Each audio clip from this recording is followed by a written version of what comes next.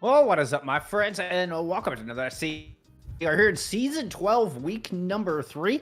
We've got a what is it? NA console open division match here tonight. My name is Jeff here with Big Sam. Get you through all the action. It's kind of an exciting day. We've got the very first day that a Yari is available here in CGL and in comp for that matter. Yeah, and whenever a new hero gets played, obviously the meta is going to switch, the team compositions are going to switch. So I'm expecting her to get played, and more or less I'm expecting 3 DPS on the field, for lack of better terms. But it's going to be very interesting to see how she's played in the meta game in these team compositions now, especially with the new patch update coming through today.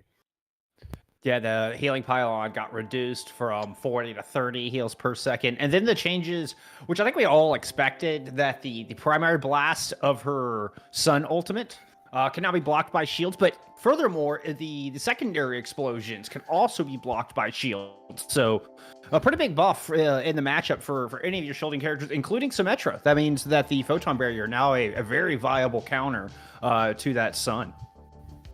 Yeah, that photon barrier is going to be pretty much I picked to counter her, because that big photon barrier, you can play around it, and if that's blocking that sun ability, that sun ultimate, and all that blinding and everything, it's going to be very, very hard for to get any usage out of that, and they can easily just wait it out, kind of like a Cassidy ult. As soon as the ult goes, then just go back and re-engage.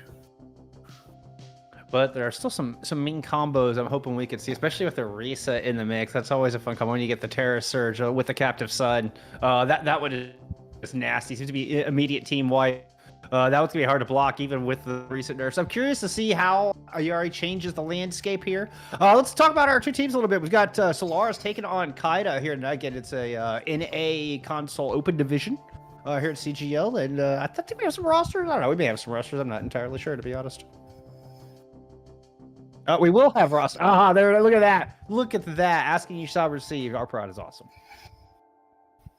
Next, we got Zyrif and Pyro on the DPS, Raw Dogger on the tank, Amity and Analyst on the support. Looking to see Pyro maybe on the Widow if we do get a Widow map, because very, very good hit scan. Yeah, we got Amity coming in, at least from map 1. Kylo apparently running late, which Kylo previously on Solaris, so I'm anxious to see if plays any part here, but Analyst and Amity both have Ana as their favorite heroes, so looking like we may have double flex supports in for this first map. We'll see if that plays a part. Let's take a look at their opponent, Solaris on the other side. Gonna be led by Little Beboop here, and yeah, showed us some ball on the sheet, and it looks like some Wrecking Ball here. What are your thoughts on the Wrecking Ball, Big Sam?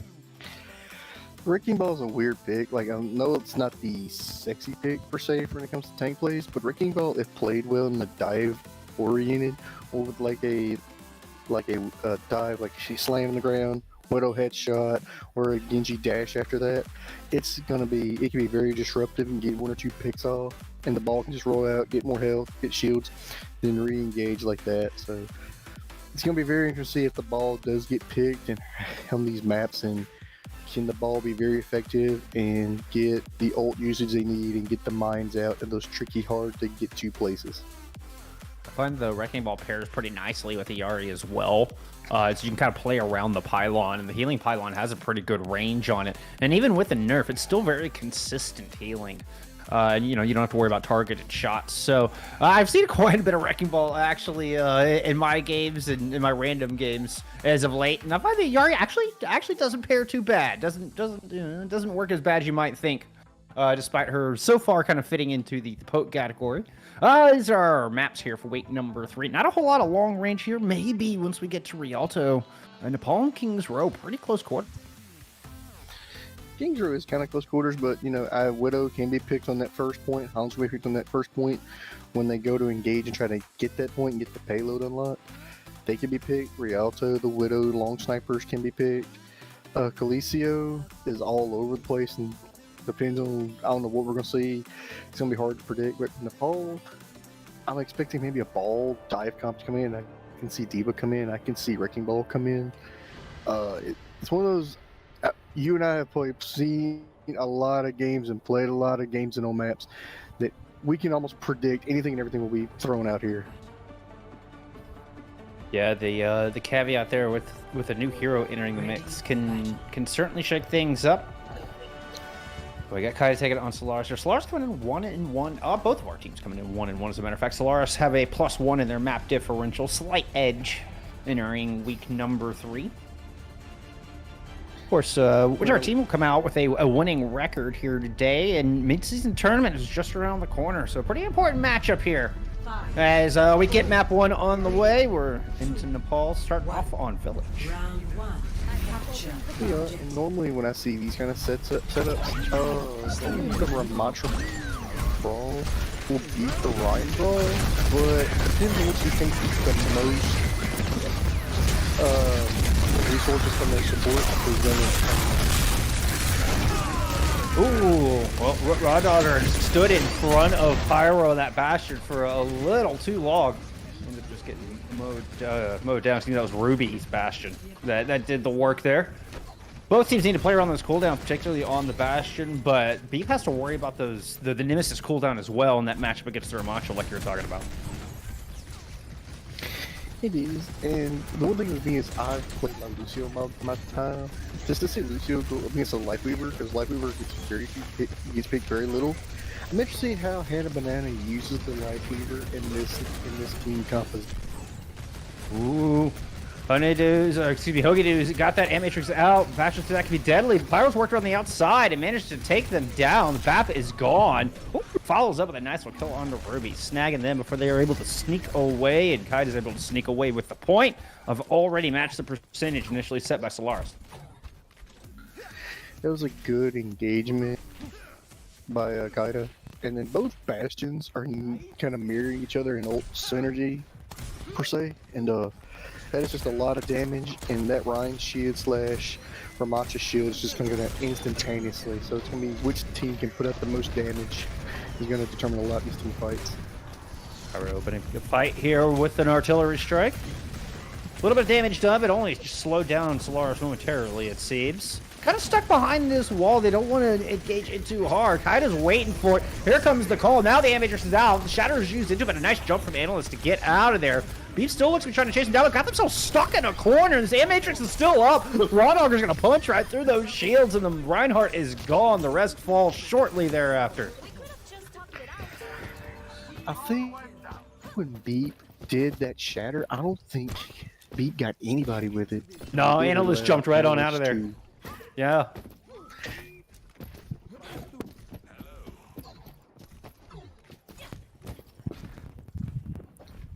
So Solaris coming back in here. Not getting their last chance. Approaching 80% is going to be their last fight. Quick drop down from Raw Dogger under a lot of pressure. Sound Barrier and the Annihilation popped here from Kaida. It's going to be an artillery shell. Both DPS, in fact, using their ultimates, and both are going to find some value. Frozen up, Raw Dogger is gone. Solaris have made their way onto this point, trying to use this wall, see if they can regroup. Managed to grab control and section off the Bastion long enough. Give me a pin here will eventually take them down. Despite a little bit of casualties, Solaris are able to get it done. Still straggling members of Kaida around here, though. Yeah, they're just straggling out. It's a team that's just it's going kind of back and forth. Both Ruby and Pyro have done really good with their ults and got a lot of damage, a lot of key pickoffs. The May freezes have been huge. It's just neither team has really made that one big critical mistake yet at all.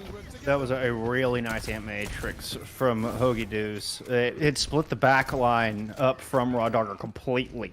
And Beep just had free reign on that one. Really nicely done. Even though we didn't see any kills directly because of it, that was a fight. Fight one with just the one ultimate. Yeah, that's what you like. When the team fights, one ult, you win it, and then boom, no casualties on your side, little ult charge on your other teammates. That is a huge team fight win in all aspects, and that's a huge shot coming out. Yeah, Beep has put a lot of people on their backs and is now just going swinging through the pack, and the masses have been scattered. Solaris doing a good job of holding on to this. Working on 99.99 is looking like here, Big Sam. Oh, looks like with this, I'm expecting Solaris to go in there and speed root rush in, and then try to get spark enough ult uses to get the May ult, and then use the May ult to run in there and freeze the point, and then use that to capitalize and win the team fight and win this round. Sorry, working around the outside. There's that Blizzard. Blizzard is out. Zyros is very low. Immortality field forced in here from Analyst, who has an Amatrix of their own, and Zyros just can't survive. Has to get on that point to keep it alive. The Amatrix is just falling and not Pyro trying to make some use of it, but Raw Dogger is just stuck on the objective, and him just getting hammered down. And Solaris able to swing this point all the way back. It was looking dark for him, but what a great run there, the back half of that first submap. It was a great run. That's what I figured. They were both teams were actually having like the same idea of we have two Mei ults, just Blizzard on point, and then Mei uses her cryo ability to freeze to stall the point while the Blizzard's going on. And I figured both teams were trying to speed brush in to see to do it, while both Lucios, I believe both of them were close, have not had the beat drop. And I figured they were going to try to beat drop that to withstand it. And after that, it was going to be a survival of the fittest. Whoever came out of that was going to come out of that, but there were going to be a lot of casualties. Yeah, and Zyrev had to just run and throw themselves onto the objective to try to keep the overtime going, where Solaris had a little bit more room to play with since they already had control. It was just enough. They could back out, and really no casualties on the Blizzard. And well done. Sealed that one up. Here in round number 2 on Sanctum. Really no change in composition. Pyro on over to a Soldier. Big pin in onto a wall. Nice 1-2 punch here from Solaris. They've got Kaida backed up into a corner, but can't seem to find any final blows. Have gotten some cooldowns out, as a wall will deny a lot of healing, but still, there's just too much pressure. Beep can't get in there and get the swings down. Zyref is able to push back with some low health bars up on top. Kaida finally finds some room to work. Picking up Huggy Doos on the way. And oh, nice wall beep. You're not getting out of there. No escape. Solaris, despite early pressure, dropped here early to Kaida. They dropped it. It was just a good back and forth. The first 2 casualties were to immortality fields, and it was just back and forth, and it was just Mei Ice Wall versus Mei Ice Wall, and then finally Solaris able to get the pick, and then Kaida able to counter that, and now Ruby with a huge pick right there. There's a lot of ice being chewed through. It's just crustacean slushies right now. It's a big hammer to smash everything down, including Kaida with it. That one got at least 2. Beep able to scoop those right up, and the point, well, right along with it. Yeah, that was just a huge engagement right there. They're paying so much attention to Ruby, shooting at an angle, using the grenade, and then Beep just comes right around, shatters, gets 3 to 4, the cleanup's there, and that's it. Easy team fight for Solaris, and a huge fire strike. Massive opening pick. Kind of are trying to equalize here. They're hesitant to spend ult, and I don't blame them. You don't want to invest in that 4v5 with your BAP not in the fight, and it ends up just being another fight win here for Solaris. It is. Solaris is cranking up the aggression, and Kaida is trying to figure out how we can get around it. Right, but the Ramatha does have the Annihilation ability, and that could be a huge role right here. Oh, but Raw Dogger runs right into the artillery out of Ruby. Big M-Matrix as well as a Blizzard. Spark is going to try to respond, but is down so much in this fight. Able to kill one. I think it's Clan Banana and Spark are just the only 2 back there alive. Spark does have that cryo freeze, able to get some of that health back. Meanwhile, there's a duel on point. Well, then Analyst is going to help Zyref win, and Kaida's going to win that point right along with it. Slowly but surely wrestling this thing back. Yeah, Pyro was able to get the railgun fully charged up without having to use an ult, and able to get a lot of damage and a lot just good headshots and good body shots for Solaris to maneuver around it, and then boom, just good cleanup right there. Good, nice shatter, perfectly timed. Caught Raw Dogger just as they were on the way out. Amity didn't get the sound barrier down. Hanman went ahead and invested in that one in. Amity decided to hold on to theirs. I don't know if that was by choice or by force, but either way, Solaris are rewarded with the point. Solaris got it right there, and they're close to taking this match 1-0. They have no ult though versus Amity. He's gonna have the beat drop, so they can use that to stabilize during this engagement. And might get flipped, but the BAP side of Solaris, the end of Immortality's got to come huge. sound barrier here early from Kaida. The fight really kind of before the engagement had broken out. They're trying to move in and take advantage over the Matrix in the back. It's putting so much damage down here. Rodogger can't even show their face. Gets taken. Nobody even allowed near the point. And Solaris are going to close out map 1 and 2. I mean, that's a game where like the final score didn't indicate everything. That was a very highly competitive, very closely contested matchup.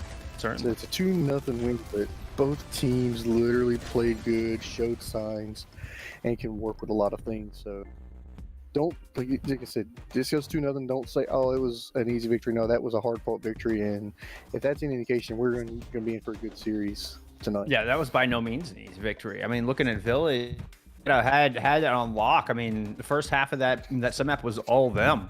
So, I mean, they were in control through that, and it took Solaris until the very end. I mean, 93% before Solaris was able to really get control for the first time. They had 13%, but that was just from an early cap. They didn't even win that first fight. So, I mean, it took until 93% before Solaris was able to win a fight on that sub-map. So, it was certainly really close. I mean, the kicker being Solaris were able to hold it for the entire time once they got control. Yeah, I'm interested to see both teams had a fair amount of subs. I'm interested to see if we're going to subs come in. If not, both these teams look very competitive and look very close to each other. So interested to see what comes out this next map at Kings Row. And Hillary, does she come out? Does she get played one of these next few maps? Yeah, we haven't got to see the new hero yet, but hopefully all in due time. Just because I like seeing the new hero. I'm curious to see our players use it, how it's going to get utilized, how it shakes things up. But control probably not the ideal plays. I mean, Yara so far, from my understanding, has been used more in poke style compositions where we've got more room to work. So obviously, control doesn't really give you that opportunity. But there's still more Overwatch to be played. There's still time, Big Sam. We could see a Yara yet. We can. Me personally, on this next map of Kings Row, I would really like to see Widow be Widow. But I doubt we see Widow be Widow. That may be more of a Rialto pick, but I wouldn't be surprised if we got that, or a Far Mercy, or maybe a Mercy Echo in the sky for the first point, or we could just see straight up Rush Brawl. We can see literally anything for Kings Row in this first engagement. Yeah, the Echo has been quite popular prior to the introduction of the new patch, at least over the summer as far as the meta goes, as far as a classic pick on Kings Row, particularly on attack, really good on attack point A for just corralling the opponent. So, I mean, yeah, and that's one of my favorite parts about once you get new patches and new heroes is it shakes things up. And it gives opportunity for teams to try new things, and you can kind of fall in some comfort picks a little bit, as well as finding some creative picks. I don't know if you're necessarily going to see that, but if you will, now is the time. This is when the waters have been shaken up. Everything is set in stone. Looks like we did get a sub coming in. As we're going to have Charisma coming in to the tank role here for Raw Dogger for Kaida. So it looks like Charisma listed as a Reinhardt player. So we'll see if that holds true. Could just be a favorite hero. Doesn't necessarily mean that's what their plan is here for map 2. Right. If it's Ryan, we can see the Ryan v Ryan brawl, and it's not like you and I have seen that, since our days of season 1 or 2. The Ryan v Ryan brawl is as old. It's as old as the game itself. That's just straight up. Anna heal me, Lucius speed rush me in, swing giant hammer, may the best Ryan win, and cap point while still swinging giant hammer. So it's gonna be interesting to see if we do get the Ryan v Ryan duel. It feels like the classic honorable Overwatch. Like it feels like that's what they played in development. Kings Row was the second map they developed. Points. You can tell me what the very first map they made was. I didn't ask you, Head Ramer. Keep an eye on chat. I knew it, okay? I would ask the question if I didn't know. People in chat, all right? See, do y'all know? All right, anyway. But yeah, you can't help but feel like Brawl is like the honorable, like just classic way of playing Kings Row and Overwatch in general. So it kind of warms my heart to see it coming back here a little bit. Who knows if that's what we're going to see as we get into map 2 for this Kaida versus Solaris matchup. Alright, do I get my Widow v Widow duel? If so, that'd be great. Yeah, like I said, Ryan. Ruby's Ryan, at least hovering, teasing you with it. I'm getting teased with it. This is pretty much gonna be Hannah Banana and Midi speed rush in, and then Beep and Charisma just swing hammer, and it's gonna be which Ryan gets the most resources, which Immort is more clutch, the Babs healing at an angle. But if Ruby can get a early pick off or like a massive like big blow to somebody, like a good chunk of health, that could open up a lot for Solaris. So I'm interested to see where the Widow's gonna try to start to shoot at. Yeah, I'm interested to see if Ruby sticks with the Widow, if they're just kind of, look for a couple of shots out of the gate, and then we're going to get the swap. They're going to go ahead and mirror. So it's going to be the main Bastion on both sides. Oh, man. And heavily have to play around that Bastion cooldown. When the wheels are down, you put out so much damage, which can just shred that shield.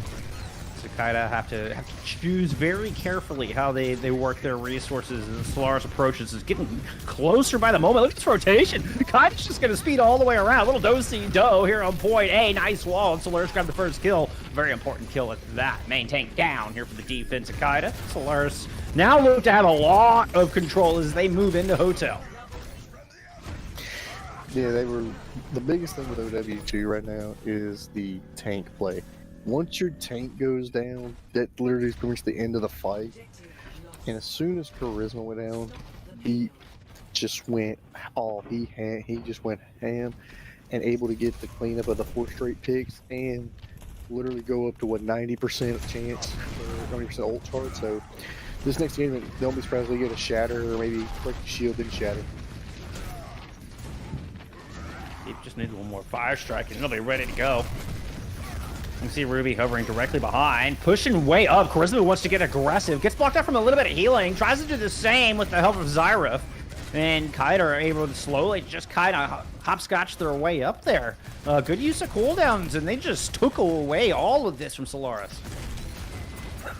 They did. It was mainly the pick on the pad, I think, started it all for Kaida. And there was a 5v4, then the Bastion just mowed down that shield, and it was just so much pressure that it forced Solaris to come. And Solaris just responded in a big way.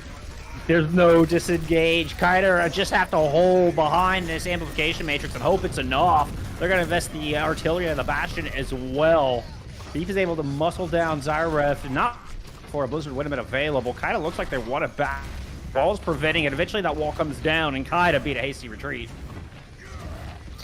And then that time they did use the ult, I think that finally opened up things so Solaris can start pushing. But Charisma has their ult, so Charisma could easily, turn around and do the same thing, get the shield off, shatter, maybe not may wall behind it, and easily get some picks right there.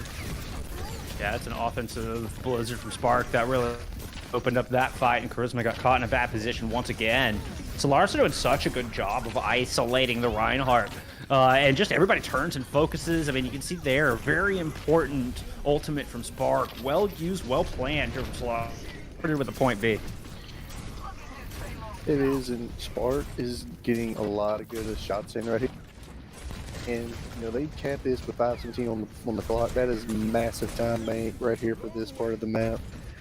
I'm kind of just Zyra where they try to put the Mayax wall at, and do the Blizzard at. Until they open this up. Blizzard is out, walls down, so is Ruby. Hugget is right along with it. Quick 2 picks, make it 3. Nope, nobody didn't quite get the third up. Just 2 picks, but kind of, that's enough. That's enough to draw Solaris back. It is. Just when you get the 1 or 2 key pick off, that's enough for the end of 10 fight. And like I said at the beginning, you were 5:17 on the clock, you had an eternity on there, so not even a minute's been off the clock and they've already pushed it a little bit. I mean, earlier artillery strike start things off here for Solaris. Both sound barriers at the ready. Kaida just backing up away from the Bastion. I'm guessing Ruby put wheels down by the reaction there from Charisma. Here comes the artillery strike from the defense. Neither team gonna drop their sound barrier just yet. Hogoju's down. Solaris may not want to invest anything into this. Pyro rotates around the corner, mows through the shields, and looking for anybody vulnerable sitting behind it. Found Ruby. Yeah, right now it looks like Kaida's getting some momentum going, and they're starting to put a stronghold on this defense right here against Solaris. And I don't see either team really swapping off anything. They both want to continue the mirror match, so it's pretty much going to be which abilities or go against which abilities, their cooldowns, and the synergy going on. You see, both teams still have beat drops they have not used it, which is very surprising. No, it's like a can of chicken as far as the sound barrier goes. Neither team wants to use it first. Ooh, that was a great wall. Yeah, Ruby was caught in a really tough spot. Beep was trying to bail him out with that shatter. I don't even think the shatter hit anything. Trying to just back out now. As Solaris don't want to push in with that massive source of damage. Yeah, I don't think the shatter got anybody at all. It was like maybe one or in an angle, but kind of a very bad shatter on the side of Beep. Charisma can easily counter. As we got 3 minutes on the clock, it's still anyone's game right here. Yeah, and this Ant Matrix has bought a lot of space here for Solaris. They're able to work around to this final corner, start setting up, put guns down range here. Binda fits a pin. Sound Barrier to chase down Kaida. That's a pin from the other direction. Sound Barrier and Amity, they're able to boot Beep into the bottom of the map. Oh, that's a lot of Bs, and it might be enough to stop Solaris in their tracks. Well, with the Blizzard on the back of it, might as well add one more B-name ultimate into the mix here just to put a stop to Solaris. Yeah, that was just both lines went down, and then it was just an all-out mass. I mean, it just people falling off and booped off the point left and right. And right, they're close. Solaris is close right here at the very end, so let's see if they can push it. Here's Beat the Shatter. Yeah, Charisma's just gonna get splattered against the wall. Ant Matrix on the very back. It's just enough for Analyst to use. Trying to get double heals down. Shots! Got Hannah Banana, but it's just a consolation prize here for the defense of Kaida. As Solaris will complete with plenty of time in the bank. Yeah, they had, what, 2 minutes left? Yeah, 2 minutes, which is not 2 minutes bad. exactly. Yeah, not bad at all. That's a good starting attack for the next map, for the next round, if there is the next round. So good time bank, good solid to get started, especially if their attack starts like it did last time. You know, what did it take, 30, 45 seconds? So yeah, 0.8 didn't take long at all. I'm assuming both teams are gonna mirror each other again. That's what both have literally done a lot. But I do want to see if Pyro wants to go Widow, maybe try to get one pick, and then probably swap off to the Bastion, is what I'm thinking. But we shall see. I loved how Kaida tried to make that rotation. Yeah, it didn't quite work out for him, but it's a bold play. Like, they're trying to make a play. They're trying to set the pace. Solaris read it and counter-rotated perfectly, but that makes me very curious what Kaida are going to do on their attack. It makes me think that they're not going to just go the standard route, right up the gut, the same old thing you always see. Wouldn't surprise me if we see Kaida take some funny rotations, maybe use the high ground, maybe try to rotate all the way back through house. I'm curious to see what they have in store here for us. Yeah, I'm assuming maybe one shot from the Widow, one little spy, and then switch off to Bastion. Yeah, I already switched off to Bastion and take a shot. I'm guessing they're going to try to maybe speed rush in, see where they are, try to engage with a fire strike or a Bastion turret, see if they can open up with some massive damage. Defensive setup is interesting. Solaris holding on the outside of the statue. Had, I believe that was Hogajuice up top. Was putting some fire down, but kind of able to slowly work their way in. Early use the Immortality Field in response to the wall out of Spark. Beep is still going to move in, see if they can find anything here with a few hammer strings. Maybe get some ult charge, 85% already towards that first ultimate compared to the 35 on the other side. That is a low charisma and a great wall coming out of Spark. Amity just gets flattened, and Solaris are pressing forward and have ults already. Yeah, that was just that when Beat was like 50%, I think, and Beat did a fire strike while Immort was up. And granted, everybody was healing up, and it's taking a lot of that ult charge just went from like 50 to 75 to 80, like right there. Then when both melee rolls come up, it got from 85 to 90 to 100. Now here's the shadow coming out.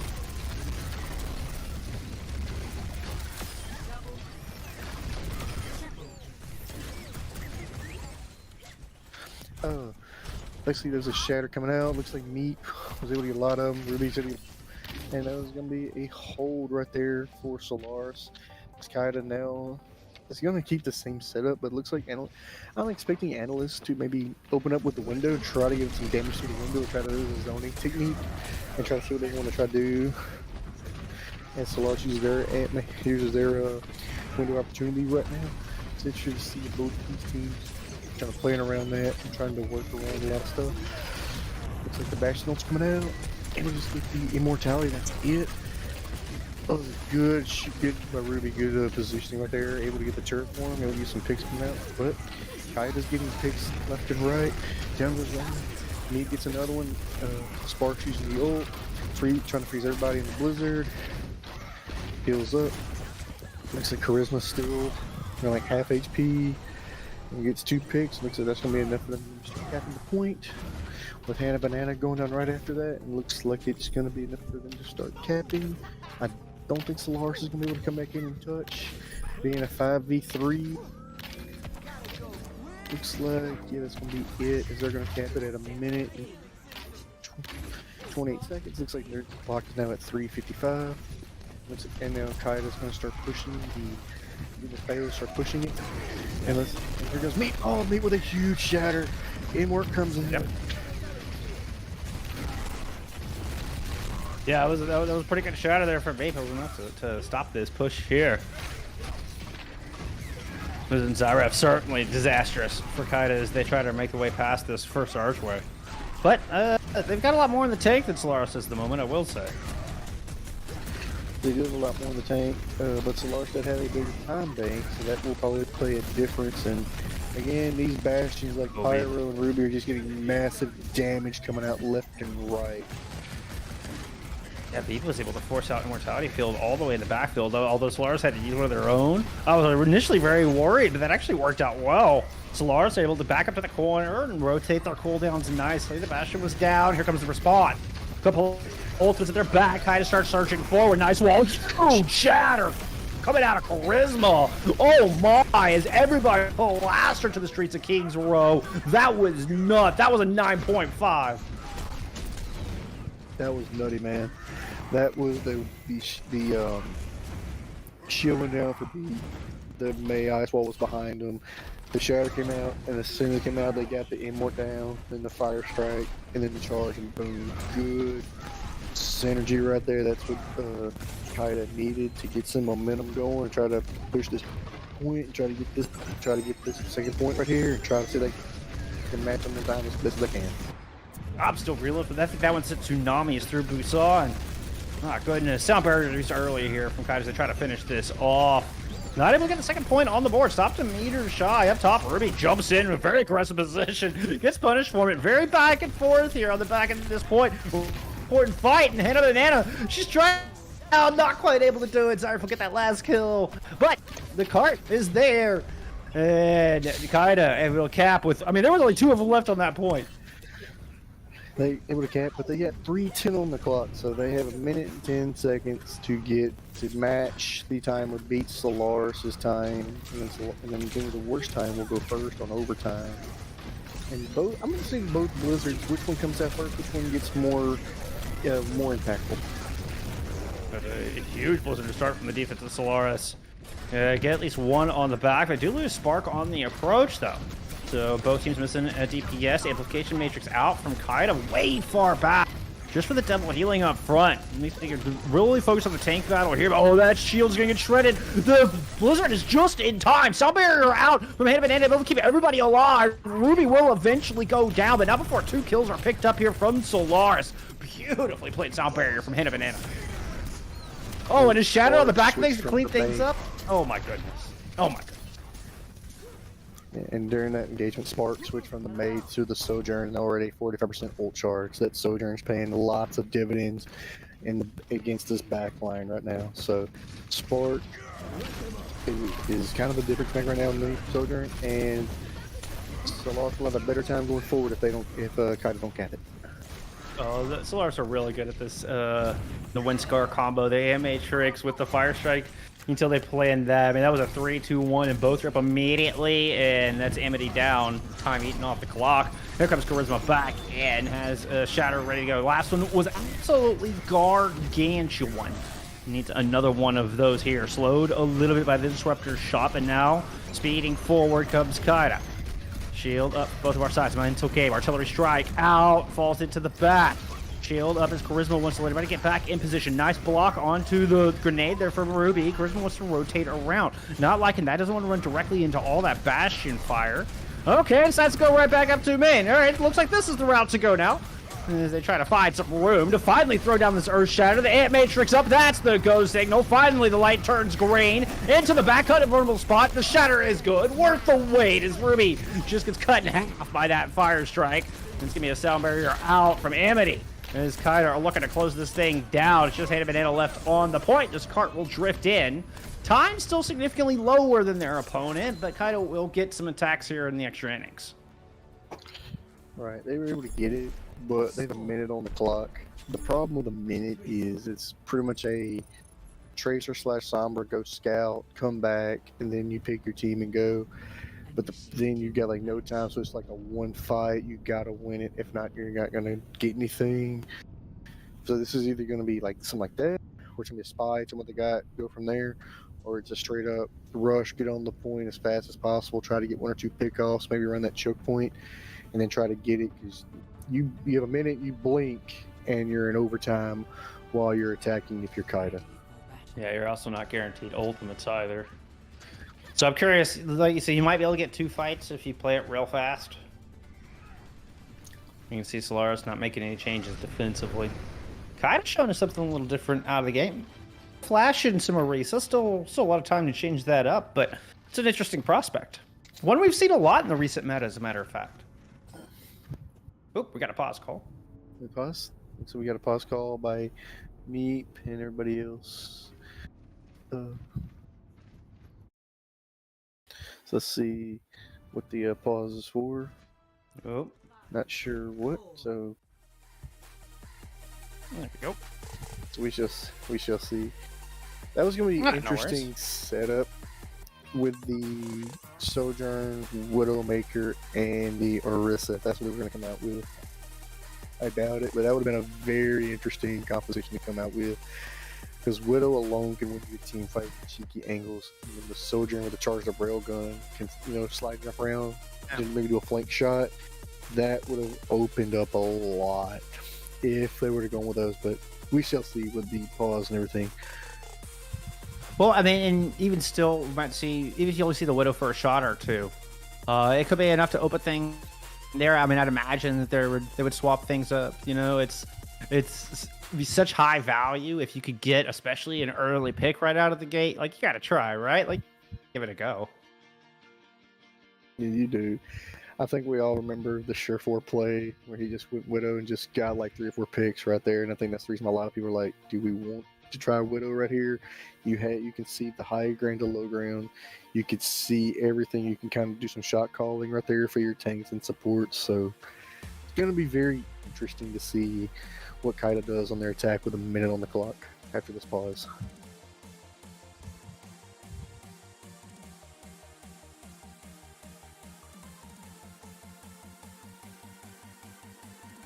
Okay. Okay, let me look at my phone real quick.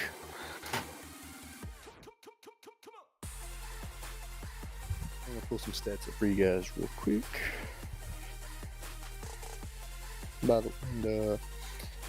So far, very good competitive matchup with these 2 teams. Solaris is up 1-0, but it's been very competitive on all 3 maps so far. And this will be either a 1-1, a 2-0, a 1-1, or a 1-0 tie. So it's going to be interesting to see what they try to do right here. Oh, where's the bull skunk back? I don't have a feed up yet.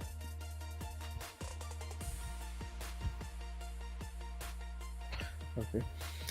Looks like as in the back, we're getting our they were getting their pause sorted out and working on it right now. And so far, Charisma has been doing a lot. And those shatters have been outstanding.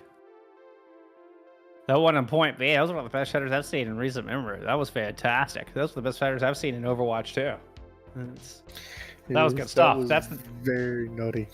Yeah. That puts a big smile on my face. I want to see more of that. All right, so it sounds like we are geared up here to get back into this thing. All right, just a reminder, we're in extra innings here on Kings Row. Kaida with 1 minute, just coming out of the gate. They are going to come out with the this time around. So a little changes there, a little extra health there when she uses her Fortify, but apparently that extra health wasn't enough. Oh my goodness. That Orisa disappeared so fast, Big Sam. It did. Orisa. I mean, Orisa's weird. You played her, she, like one of these giant shields and play around it, and now she's got the no shield at all, like the game shields. And now with 30 seconds left, I might want to stop off this. Zyra really ain't competing with the Sojourner. It's mainly been Pyro and Ruby on the DPS, as the Bash is doing the bulk of the heavy lifting. DPS is missions. Yeah, Zyra finally able to get some work done as they get some angles. It was late in the fight where you can see Zyra bloom. And Blossom they have into a beautiful display. A nice disruptor shot will help finish off Spark here on the back of this. And despite only 60 seconds, Kaida looked like they're going to grab point A. Oh yeah, with those overtime respawns, they're definitely grabbing this. No chance for a recontest. They're going to get some space even. They'll get Bookstore if they want it. Yeah, they're going to have a lot of space right here. And Charisma actually, when got settled in and more comfortable on the Orisa right there, just looked completely different versus the Rhine, and was just able to just capitalize, use the abilities, pushing everybody around, fortifying to keep up. So very good by Charisma, but Pyro's about to head ult. I'm guessing they're going to shoot through the analyst shield, and Pyro's going to ult and try to kill speed on the back line. And the M-Matrix put a lot of hurt on people, sitting at about 150. I mean, you can't stick their head out. It means Kaida's just throwing fire into that backline. Here comes a response from Solaris, but our artillery strike is going to really disrupt and devalue the Solaris amplification matrix. Beef even gets caught out. Some return fire. We'll take Pyro out of this fight, and Solaris are looking to hang on despite missing a tank. And artillery strike on to this point will find Zyref. Kaida have no choice. They have to just stay close active, which means distance of that ultimate. Nevertheless, Kaida are able to by a thread, somehow surviving long enough to keep this cart moving. Just surviving lots of resources, but I know it's a huge center. Yeah, Analysts went down by that, but they're not able to find it. Ruby eventually picks it up from both teams here. And it's an overclock from Zyref in the back. And try to extend this from Kaida. See if they can tie up this series. Oh my goodness, it's been an outstanding push already. Still 100 rail. There it is. Nice shot. Honeydews goes down, gets the business into that rail gun. And Kaida continue. Keep the good times flowing. So far, Charisma, I think, playing better on the Orisa versus Rhine. Looks like a completely different tank. This looks like a completely different offense from Kaida versus the last round.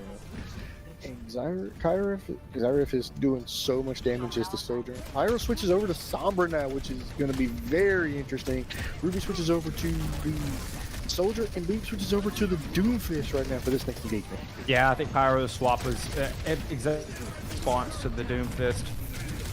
Manual hack onto Pyro. Oh, Spark with the overclock. Top a nice shot out of the gate. Finds Zyref. But with Beep down, Solaris' options are limited here. They're relying on this DPS to keep this space, to be a threat. Big Javelin and Spark has to just slide out. Use those cooldowns to escape, get the heck out of dodge, and Kaida happily move forward and claim this corner. They're going to come into the corner, and the Sombra is behind, and Sombra can hack. And, yeah, that's a nice little flow there from Spark. That was mean. Charisma down low. He's going to go up Terror Surge at about 100 health. Not advised, and that would be why. Friends, Ruby is able to just Helix Rocket to that. Put a stop to that.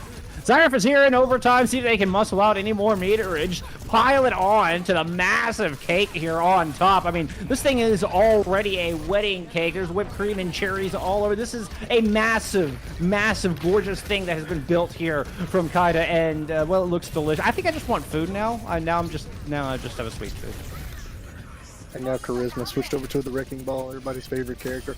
They use the attack visor. Comes up from Ruby in the backline, and that should do it right there for this engagement. Yes, that's going to do it for their spawns right there. Eventually, we're going to get ults. That was as far as that was going to go. That was pretty much a 30-second foregone conclusion. But what a push!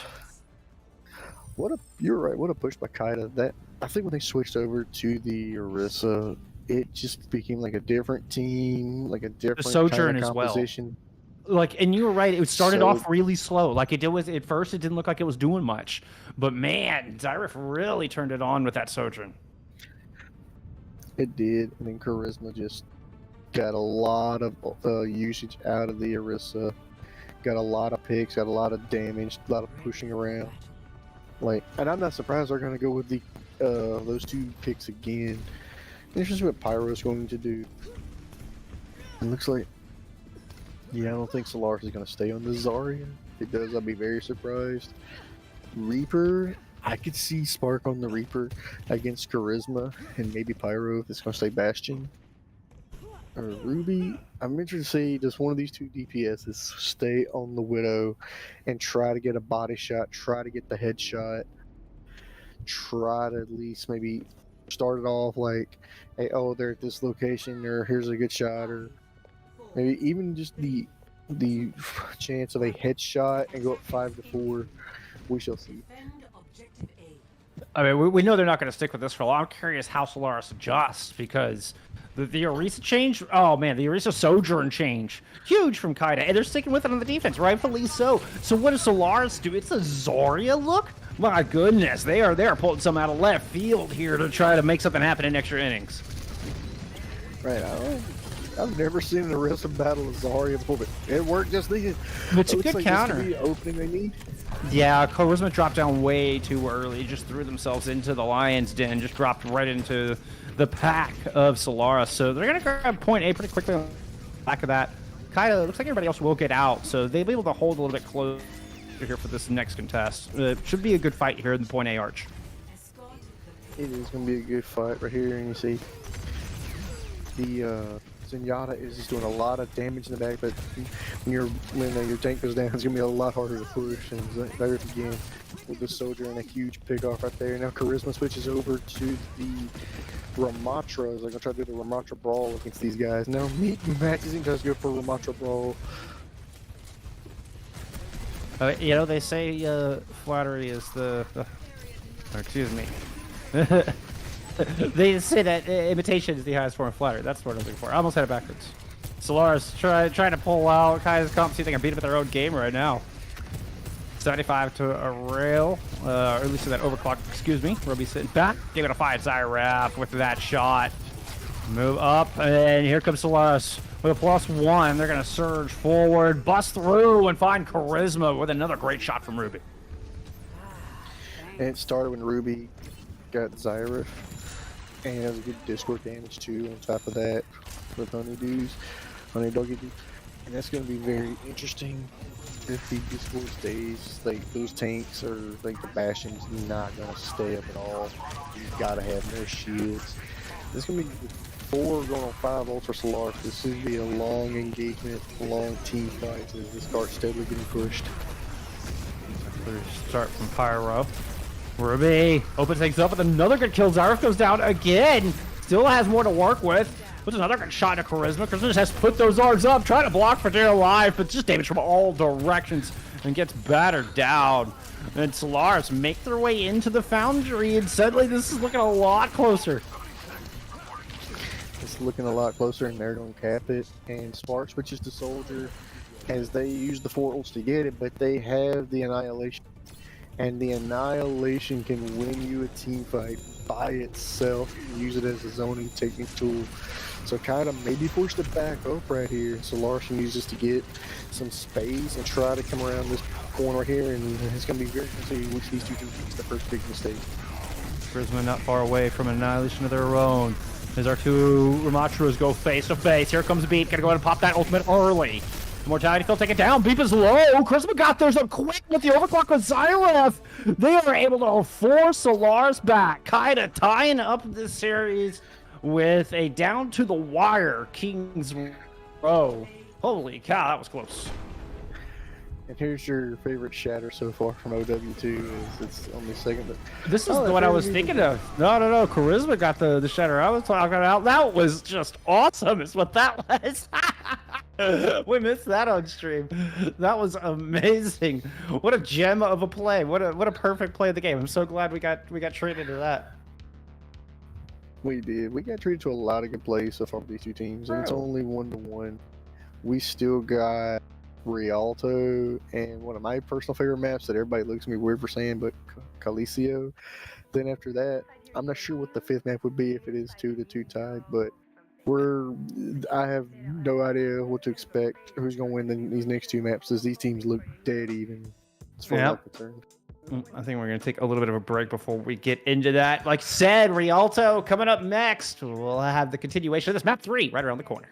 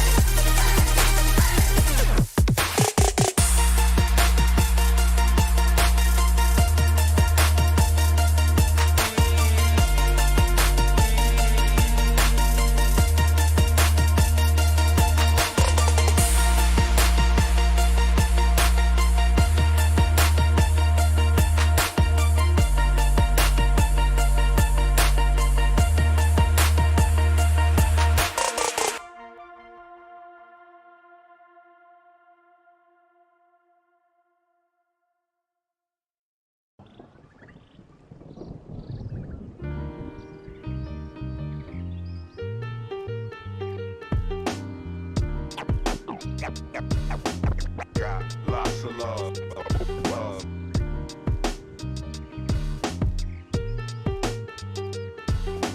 Got lots of love. Got lots of love.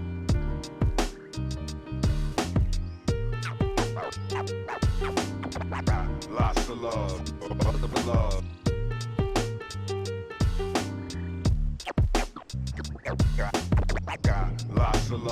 Got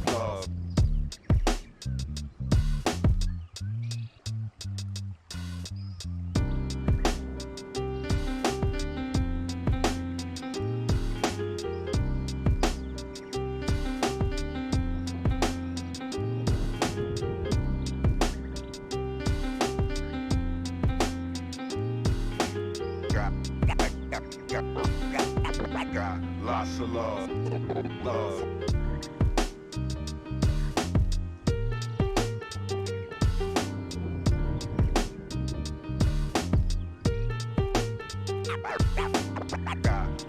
love.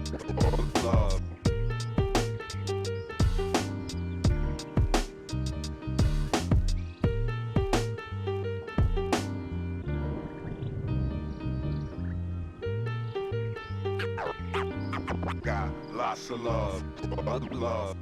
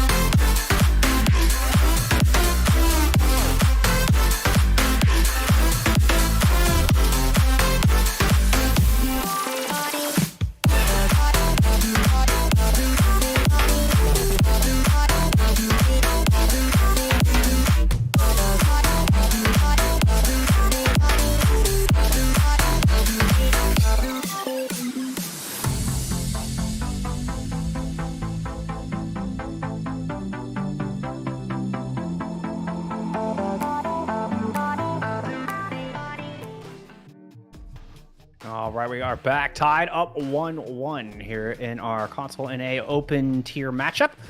Solaris, almost got match point there in extra innings, the very back of the Foundry of Kings row, but kind of stopped them short. Their 60-second push to get 5 points on the board turned into 6, and well, that big goose egg there, their map score turned into a 1. All tied up, headed into Rialto. Yeah. It's 1-1, but the score indicates a lot. Like, both teams are equally matched. It's been back and forth. It hadn't been dominant on either side. It's just been good, solid, fundamental plays from everybody, in particular on both teams. But now we're in Rialto, where there has to be a winner, and this is a straight-up escort map. This is the normally usual Widow, Hanzo, Sigma attack, and the defense tries to spawn camp to kill as much time as possible. So I'm going to be very interested to see what these two teams are going to pick coming out of this, with it being 1-1, and which these two teams will get the momentum ball rolling and help them get this win and go up 2-1. Yeah, I'm curious if we're going to stick with that poke style composition. Headed into Rialto. I mean, there's definitely some big long alleys to work with. There's also a lot of high ground as well that can, lend itself to the mobility characters traditionally associated with the dive comp. Of course, talking about, Tracer, Winston, those kind of characters. But again, new patch, new hero for the first time, playable in CGL tonight. And we have yet to see her still. No Ayari, and doesn't look like that's going to change. Solaris coming out on the defense to start things off, showing us a bit of a dive comp, though. They're showing the dive comp with the Wrecking Ball and my personal favorite hero, the Brigitte, from both sides. It's going to be very interesting to see. I really want to see Ruby on the Widow open things up, because the Diva's going to have to dive the Widow, and the Wrecking Ball is going to be diving the Ana and Brig in the back line. So it's just going to be a massive brawl, like back and forth, trying to see who one-ups who. Yeah, it could be a race to see who can kill the other's back line first, and then make it back. It makes the survivability and sustain really important. Might give Amity an edge if that ends up being the case against Beep, who is on the outside looking for perhaps put somebody in the drink. Nice whip shot, and Pile Driver gets zilch. Kaida slowly but surely, comfortably make their way across the bridge. Another good boop, and Beep is slowed down. That momentum halted. Meanwhile, Spark loses the Tracer duel, and Kaida just seems to be strolling through these first couple of quarters. And they seem to be strolling right through, and there's the hack on the Wrecking Ball, which is not what you want if you're the Wrecking Ball. But Ruby just really doesn't really hardly anything right now with the ult charge. So I need to see Ruby try to get a pick or try to get a nice body shot on, try to get something going as the Widowmaker to really open things up for Solaris if they want to defend this. It does restrict how much Charisma can get done, because Amity can't stick their head out of fear of just getting taken right off. So just limit some sidelines of your supports, which limits what your tank can do, and Charisma's feeling that right now. I think overextended a bit. Loses that mech, gets out of sight of the supports, and Kaida gets slowed to a halt here. Another one of those Tracer duels. Spark's going to back out of this one. Ruby here on the outside. You can see has a great LOS all the way through this high ground. That is true. This one is Widow. You want the LOS. Spark has the Pulse Bomb. I think this Pulse Bomb is pretty much going to go on Diva. May go on Ana, but I think mainly going to go for Diva. Nice eat! Charisma ate it up. He just read that one like a book. Spark has to just retreat to the high ground and poke from a distance here. Just a little plinky from afar. Up top they go. Nice little collapse. Finds Zyra and looking to punish the supports here. Charisma moving in, trying to drive Spark. Oh.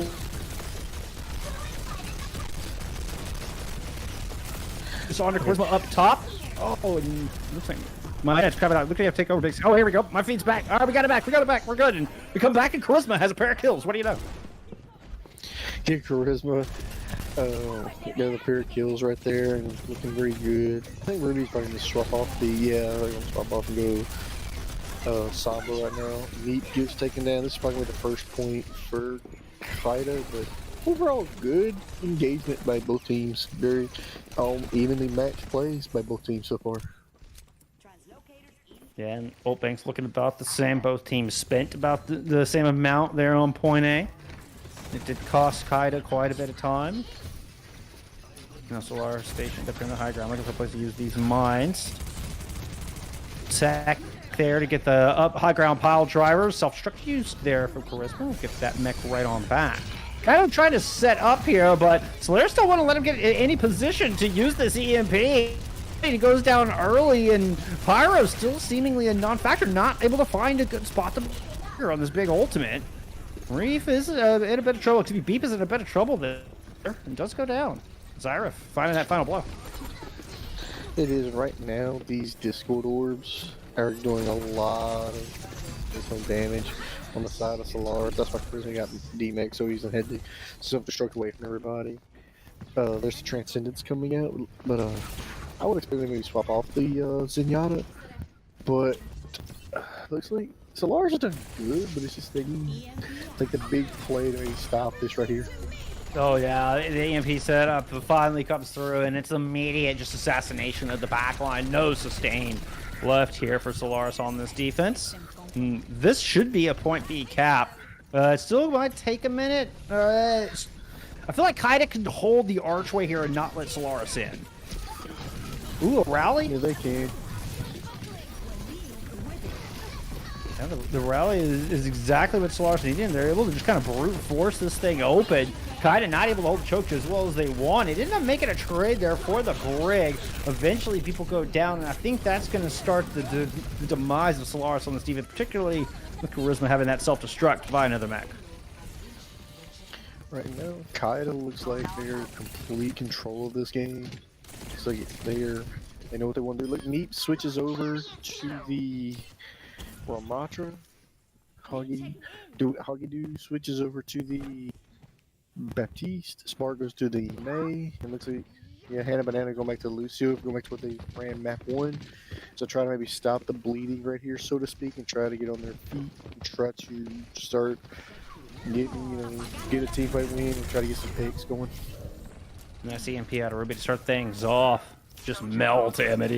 Perfect priority target. Waited just until Kaida started to commit before they dropped the EMP in the back.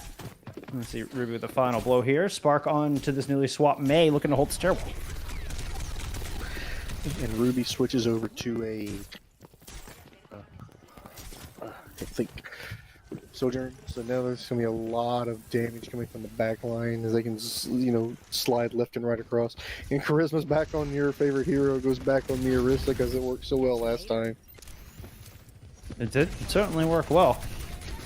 Spark holding down fourth there. Charisma able to use the javelin spin, work their way around to this corner. Doesn't land the spear itself, the energy javelin itself. Working along the outside, moves into this hallway, trying to avoid some of this damage. Had Pyro in there, who's 80% towards this next EMP. It's exactly what Kaida need to break this thing open, especially with that kill on the Beep. It's good, but they lose 2 members immediately following. And it started off so well for Kaida, but they end up in front of that Ant Matrix for way too long.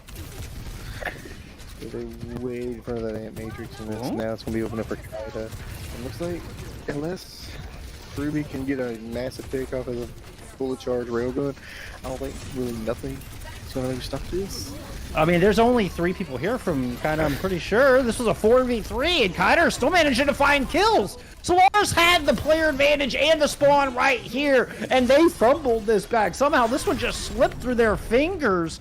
They underestimate Kaida's force to punch through this, and surprisingly, Kaida finish with quite a bit of time for Rialto. I don't think of people finishing Rialto all that much. To finish with 76 seconds, I feel like that's a lot. It is a lot right there.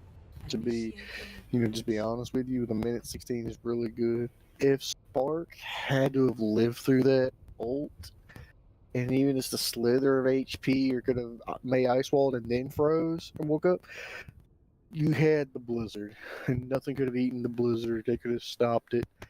And that could have stopped Kaida. That could have stopped Kaida's push, but what could have, would have, should have. But overall, I want to see what Solaris is going to come out with. I like the Wrecking Ball, but it didn't really work effectively, so I would assume they go either back to a Rhine or to a Rhine Ray Ramatra and try to do a brawly stuff like that. Kaida sticking with the dive here on the defense. It certainly worked well for him. Just a little old widow FR in the chat coming out of Pyro. Just so close, just playing some mind games. Can perhaps hear the footsteps or heard a grapple to get up to the top of the stairs. Pyro keenly aware. And letting Ruby know as much. Beeb is coming out on the Winston. Very interesting pick. I guess to try to dive and get the Ana and get the Brigitte. Would be my guess. And looks like we're going to get the Sombra Widow duel maybe in the back. I think Ruby swapping. Yep, Ruby Give me a Sombra duel. Oh. That wasn't so much of a duel as it was just an absolute owning. A decimation. A show of dominance. They're out of Pyro. What a start here for their defense. And Ruby was in spawn and he was gaining health like crazy, so that was very good headshots by Pyro as the Sombra. It looks like there's no swap right now. Both teams, except for the tanks, are mirroring each other. Charisma holding down the high ground right now. Yeah, okay, it's got to be careful about pushing in. It's not too bad, but you can see how they get out of the line of sight of their Ana here. Charisma's anti now, trying to back up and fight a little bit of safety. The anti will fade. Charisma decides to go and push in, put some pressure onto the supports. Nicely done. Hannah Banana gets stuck in the corner and she's taken down. Charisma follows it up with another. Now shotgun's turned onto the Winston. And I'm not sure Beep has anywhere to go. No, Beep had nowhere to go. So on this next engagement, I don't think there's any swaps. So down goes Spark in a battle of Tracers. And Meat switches over now. It's a full-on mirror. But Charisma's got the self-destruct. Don't be surprised if he self-destructs on point. Typically, I mean, she's 650 health. Which, I mean, absolutely. It's great. So you're not looking for kills, you're just looking for sustain. Kaida controlling this high ground. Solaris have to take it away. They can't let Kaida control both of these sets of high ground. But, I mean, Solaris just try to push down low. They're going to work underneath. That's a big Bionator in the back onto the supports. Beautifully done there from Amadou, who's close to a nano. Charisma up top. Puts some damage down, but tries to peel back here. Calls of the Sombra in the back line. Tracer as well, both dealt with. No worse for wear. Kaida are standing tall and still have control of this all-important high ground. Nano boost thrown in. Charisma gets slept out of it, though.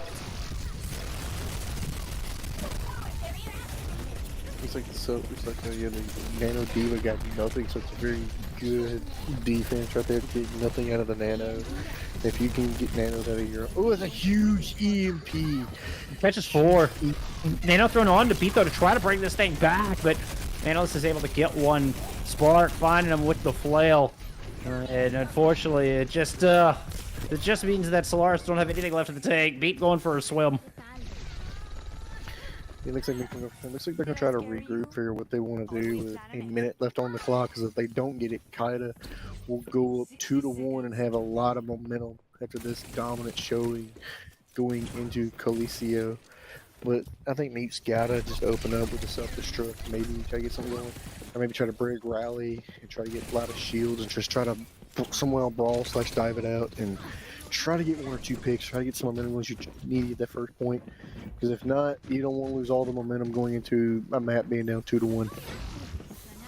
Spark has been able to send both DPS as Solaris regrouped here to try to push through and get past Zyra and Pyro. We're looking to swarm. Neither have ults. It's Ruby who's looking to set up for this EMP. Again, it's all about the high ground. Solaris have worked underneath the inside. They've surpassed Wood. Now they charge up top. Bayless is in a lot of trouble. Yeah, with the help of the Bionade. Beats will take them down. Both supports falling as a matter of fact. As the EMP was indeed used. And in these final seconds, a rally is popped here from Solaris just to make sure they have a shot of completing point A.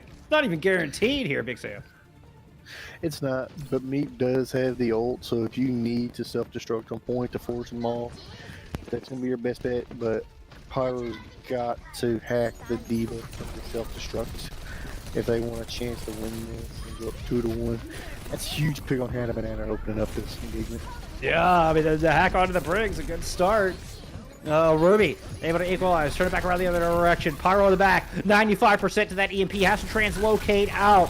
Solaris having 1.77 meters they need to get through. They've got to keep their run alive. Hurricane has to stay through this. Ruby's able to send Pyro away and beat Sid's Charisma packing. They managed to protect the president. Hurricane stays alive and is able to keep the rest of the team standing. Oh, but no. Kaida has managed to claw their way back. Solaris is letting this one slip. The rally is out here. Eventually put to rest here by Bait. Now it is Pyro or Zyrev. Zyrev that moved on to the point. Pyro down with an EMP ready to go. And Hogadoos goes down. Solaris had this thing wrapped up, but Kaida just will not die. Very persistent. Tenacity in spades. Kaida will not give up on this map. Kaida will not give up, and it's still anyone's map, and looks like this will be. Oh, this is done. This is dusted. That was back and forth. At the end, Kaida had a nasty nade that got 3 of Solaris purple, and they couldn't heal. And I think the Sombra was at like 50 or less HP. Tracer was 50 to 75, and the tank was like 150 to 200, and there was no supports there, and they could not heal. Right. So that was just massive nade on the defense, which made Kaida win and go up 2-1 as we head into Coliseo, our push map. Yeah, we were talking about at the top that this isn't the normal starting lineup, support lineup for Kaida, but analysts have done a phenomenal job here. They both listed as flex supports, but you wouldn't know it. Like, both look to be very comfortable in their roles. The nades, those nades have been spectacular. Well done. Kaida bringing it back after dropping map 1. Now sitting on match point as we head into push. I'm expecting maybe Ramacha v Ramacha Brawl or Ryan v Ryan Brawl going into this next map, but we shall see if there's any substitutions or anything. I mean, it's now Kaida have proven their dominance both in the brawl compositions as well as the dive compositions. And Coliseo, I think, has a little bit of room for both. I mean, it's brawl is good in that neutral area underneath the archway, but once you get past that, the real war of this map is fought trying to move past the high ground. And that's when things get really tricky, and the brawl can really struggle to close that distance. It is, and with the high and low ground, easily see a Symmetra come out. You could see an Ashe come out. You could see Pharo Echo come out. This is one of those maps where anything and everything of a team composition to a hero can come out and be played at some point during this match, whether it be offense or defense. So everything's all on the table. Like anything, any team composition can be picked between these two teams in this map. Well, we are going to get a bit of a substitution, so that might kind of lend us to what we might see as Rawdogger is coming back in the tank role, subbing in for Charisma, who I thought has done a fantastic job, in both styles of compositions, both the brawl we saw in King's Row and the dive. Charisma looked great, but you know what? It sounds like Kaida has a plan here for Coliseo, so we're going to see Rawdogger, who was playing on our first map in Nepal, come back in here for map 4. Any other subs, or is that the only one? That's the only one that I'm aware of. Yeah. Oh. Would you believe I just had the CDC calling me? The CDC was just calling me. Yeah, so my phone. They called me a couple days ago, looking like I wanted to do a survey, but I was driving, and I was like, I'm driving right now. So they're like, we'll call you back. They literally just called me. I don't know if y'all heard my phone ringing on the mic, but that's yeah. Yeah. How often do you get the CDC call? The first time when they called me, I was like, what the hell? Like, I don't normally talk on the phone while I'm driving. That's not like I'm a big, like, don't touch your damn phone while you're driving person.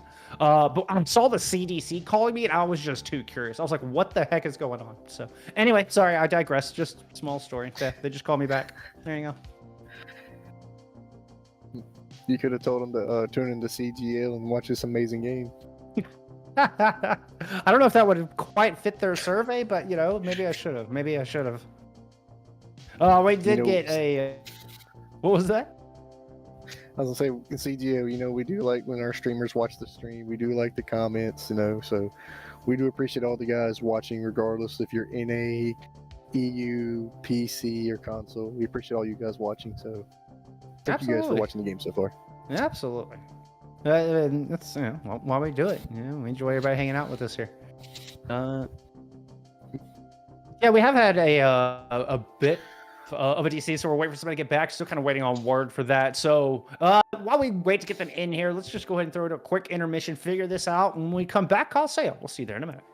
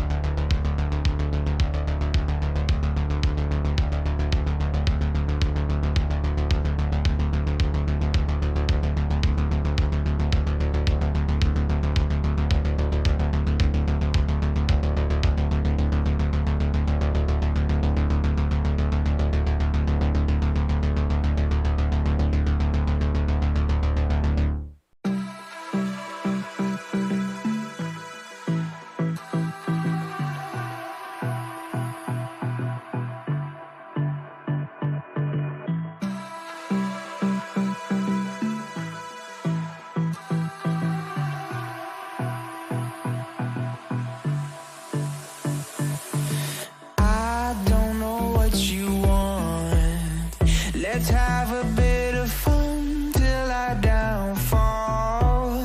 My love, if you feel like I do right now, don't say you're on the run to the other side, my love.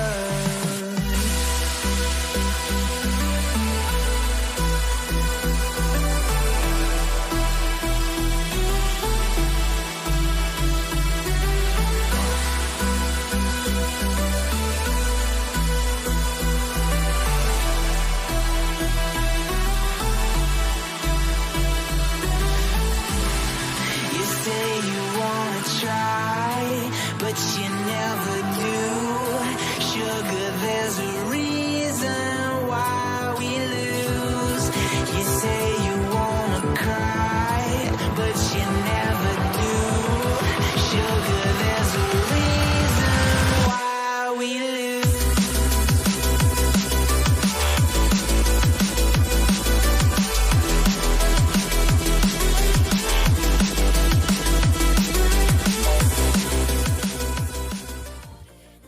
All right, we appreciate your patience. I think we finally got everybody back into the lobby, ready to hit into map 4, heading into push, heading into call sail. Kind of up 2-1, as you can see in the bottom right-hand corner of your screen. That's both escort and hybrid going their way. Yeah, the first map, control could have gone either way. It was very highly contested, and this could be quite easily 3-0 Kaida, but it's 2-1. So far, both teams have looked exceptionally well.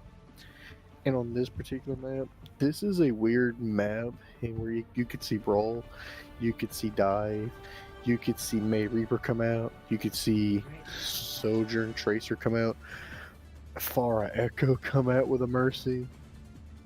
It's one of those, you can see Brawl, Dive, you can see a little bit of everything. Kaida's definitely showing us a little bit of everything at the moment. I don't anticipate this will stick. I make no judgments based on this. There we go. We did have Raw Dogger subbing in for this map, just to refresh y'all from before the pause, coming in for Charisma. Charisma did a pretty darn good job the past couple maps, but listen to the Junker Queen Specialist. Raw Dogger is in, and indeed, the JQ is on the battlefield. Oh. Looks like we're going to have a restart on this map, as somebody didn't make it into the game itself. Somebody was still stuck in lobby as the game launched, apparently.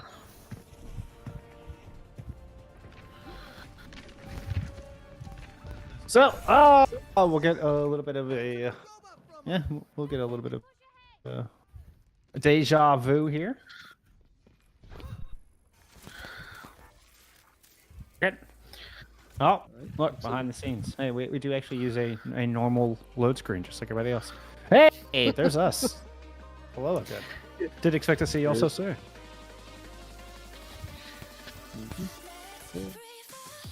Technical issues, you hate to see them for either side, either for the production side or for the player side. You hate to see it. It happens. It happens. Looks like we're gonna get Solaris looking to change things up, and we're trying to bring out the Orisa, but Kaida just has completely shifted gears on him, and now coming out with Junker Queen. What do you think of this Junker Queen versus Orisa matchup that we were being shown? See, now here's my thing with with like, say, stuck in spawn. We didn't DC, it was just a glitch in the game.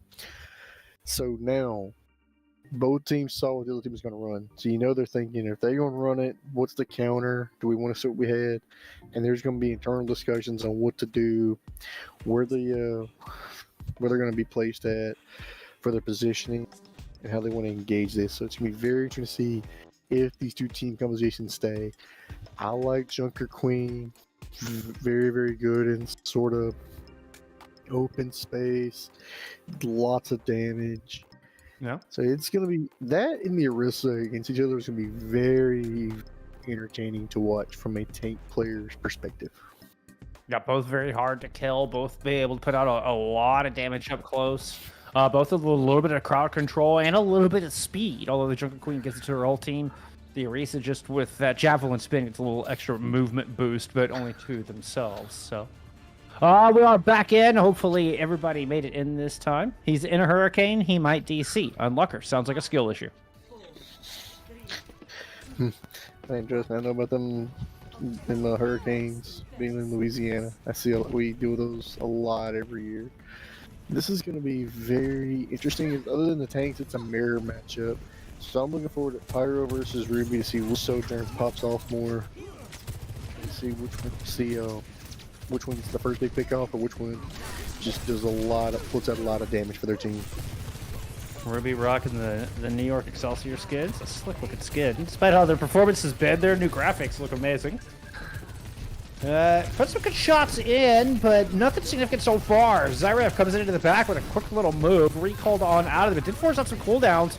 Immortality Field not an option here for Solaris anymore.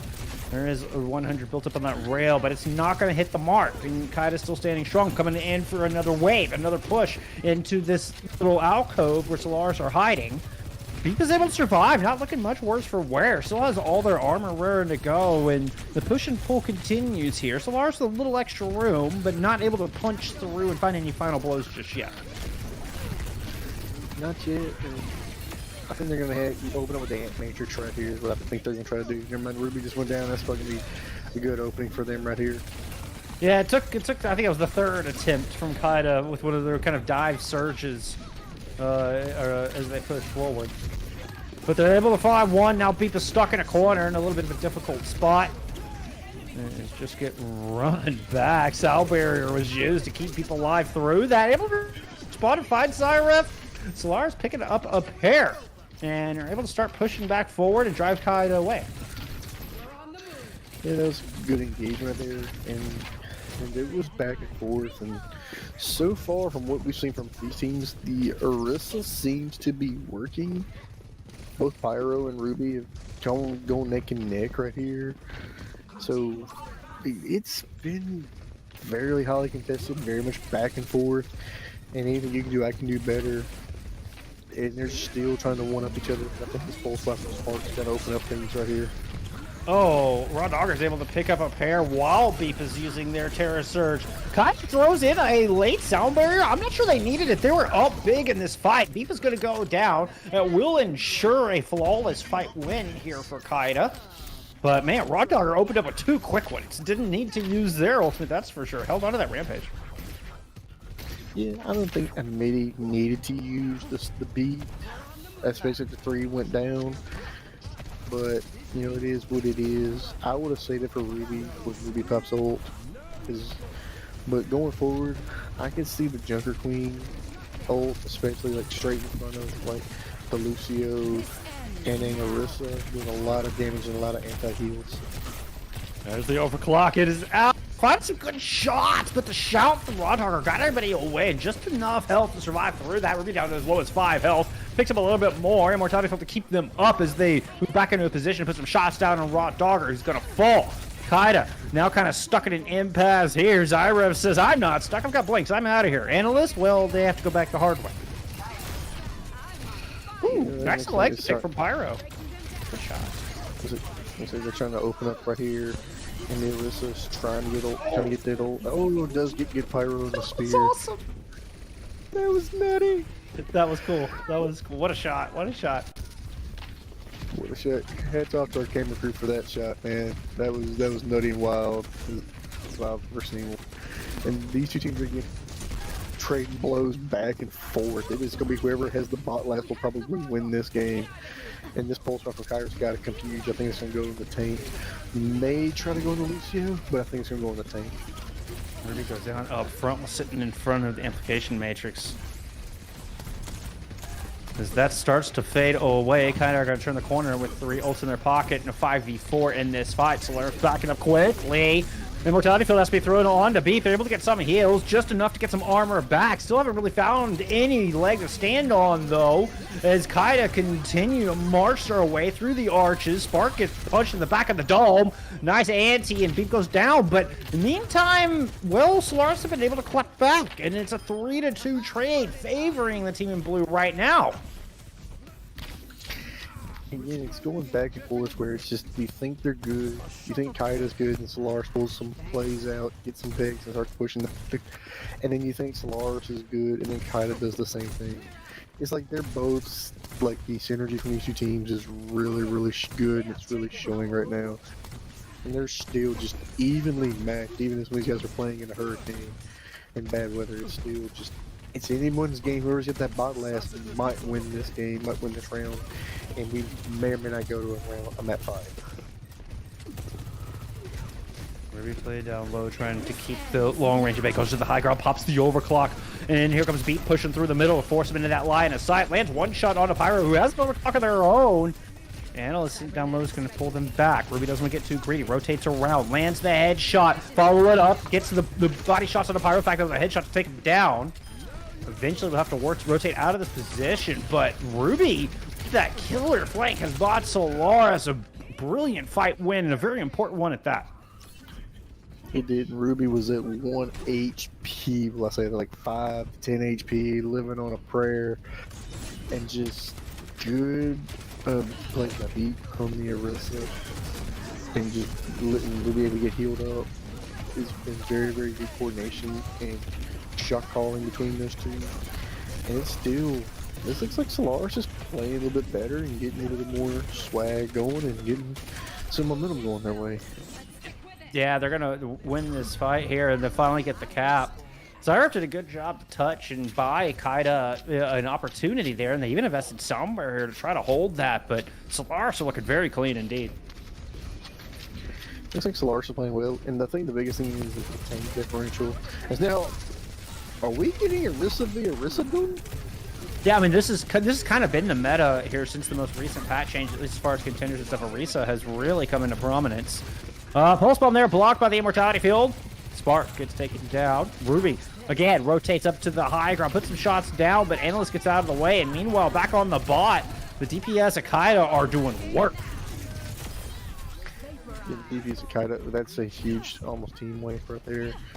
And looks like the Orisa build looks like Kaida's getting there. Looks like they're starting to play their game right now. I think that's what they needed to get some momentum going and try to start pushing this bot a little bit more towards their end so they can get better spawns. I'm interested to see his beat ult, if they can get anything out of it, see if they can get 1 or 2 picks with it. Fortifies, put Amity in the best spot, jump up, not gonna be able to escape out of there. Analyst dodges the energy javelin, but can't dodge the primary fire. Beep did overextend a bit. No.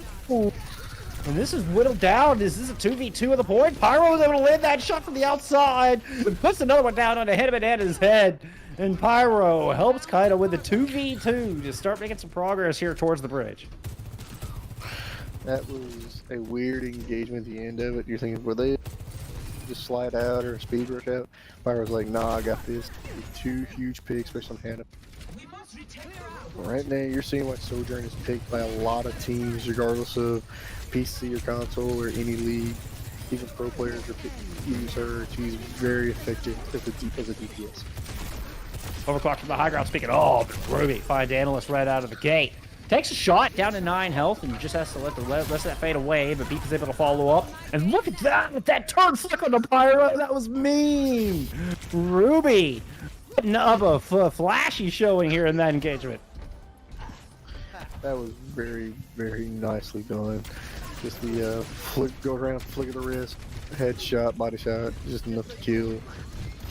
And Solaris looks like completely different this time around. It's like a very different team. If they get these forward spawns, that can be a lot of momentum for them, and that's what they would need. Oh, Kaida trying to bring this back. They really need to win this fight. They invested pretty heavily into this, despite it not being able to save Raw Dogger. X-Rifle will not hit the mark with that pole. Ruby able to turn around and get the kill with that railgun shot. Now puts the shots down onto Analyst. Analyst backs out of there. Has the A-Matrix in their pocket, but no room to use it. Raw Doggers now made their way back into this fight. Oh, up close and personal will eventually get that kill with a little help from Analyst. That energy javelin is enough to finish off Ruby, and Kaida able to stabilize here a little bit. Oh no. Kaida was able to stabilize, but I think a lot of so they went from like 78 to 80 to 92 for the percentage. It looks like we get a DC. It's what it's sounding like. It's possibly an auto pause here in game, which means that we're having an internet connection. Keep an eye. A beep was really close. They were having internet connections earlier. Yeah, we're getting a ruling here though that because of the DC earlier, that Solaris unfortunately do not have any pause time to work with. They've already used it all. So they're kind of stuck in between a rock and a hard place here, Big Sam. They are. And that's the kind of spot you want to be between, especially with a 5v4 without your tank. If it's without a support, you can kind of make use with some heroes. If it's without a DPS, you kind of can work around it, but without the tank, without the pushing, that's very unfortunate. And with 19 seconds in the game, like right there from a 2-2 tie, going into the next map, which will be back to control. Oh, and I mean, Beep was super close to ult as well. I mean, it's still going to take time. I mean, if you're Solaris, you just have to eat up as much time and pray your tank can make it back.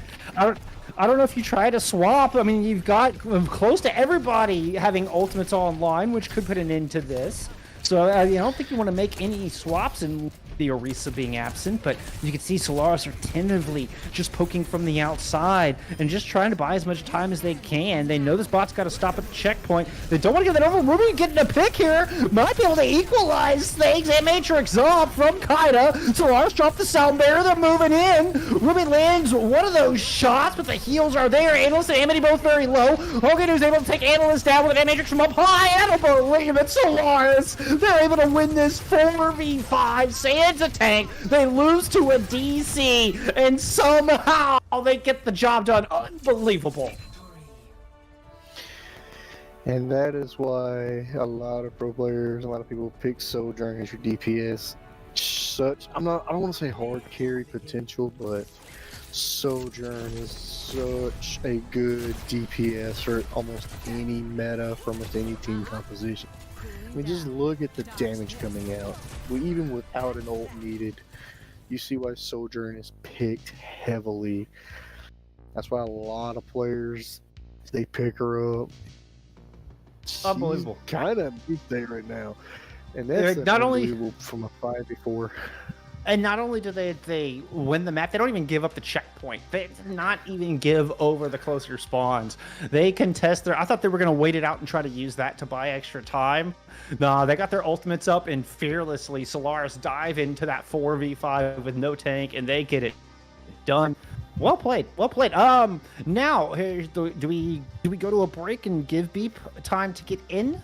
Or is this immediately have to jump into map 5 and they need to start without their tank? This I don't know, Big Sam. So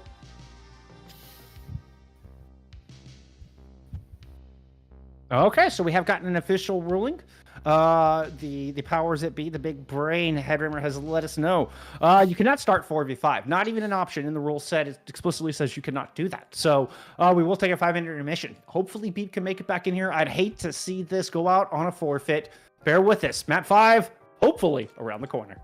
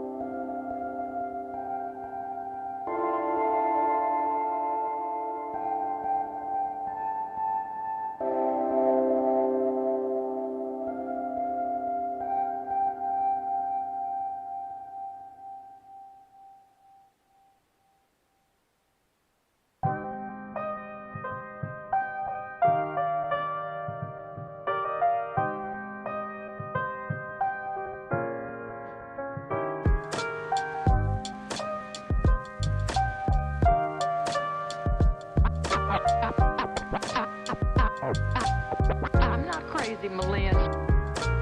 I'm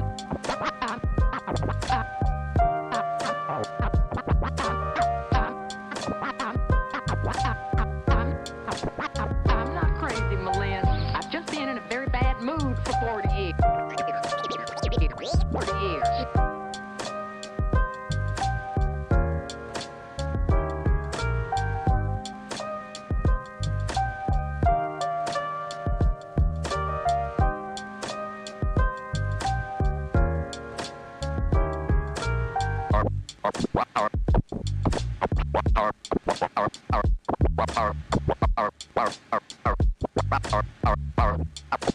Carpe diem.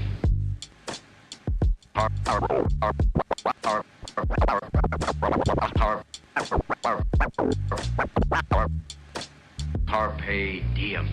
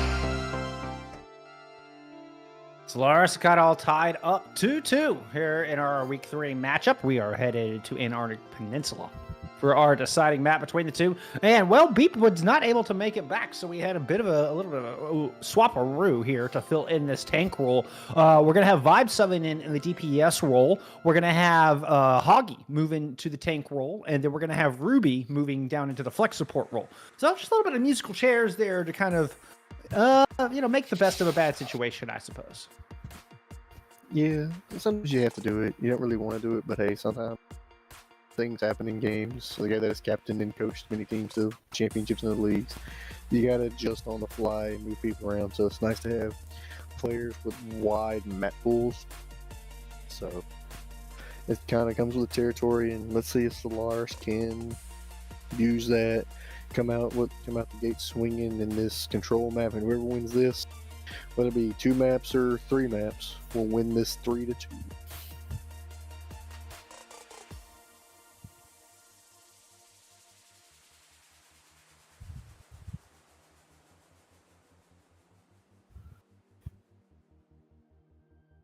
Did he DC?